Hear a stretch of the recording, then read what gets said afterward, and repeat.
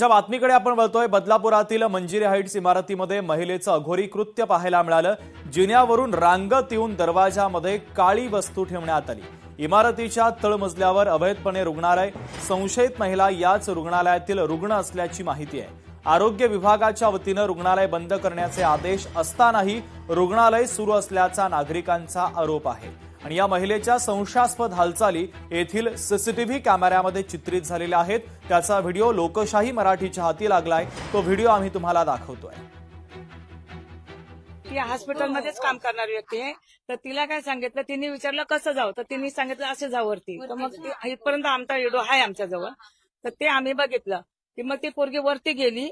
वरती गेल्यावरती ती गुडघ्याने काय चालली, गुडघ्याने हाताने चालली। त्याच्यानंतर ती पोरगी वरती गेली, परत ती खाली आली। खाली आल्याच्या नंतर ते खाली यायच्या टाइम वरती गुडघ्याने जायच्या टायमाला ज्या दरवाजामध्ये तिने ठेवली ती वस्तू, केस ठेवलं की काय ठेवलं ते आहे बघा त्याच्यामध्ये।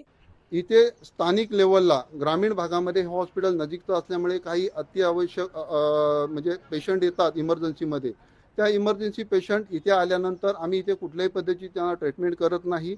डॉक्टर किंवा स्टाफ ह्यांना सरळ दुसऱ्या हॉस्पिटलला आम्ही शिफ्ट करतो, कारण की ह्या सोसायटीमधलं वातावरण जे आहे हे काही 4-5 लोकांमुळे गढूळ झालेलं आहे। आमच्यावरती प्रेशराईज करण्याचा प्रयत्न करत आहेत, आम्हाला बदनाम करण्याचा प्रयत्न करत आहेत।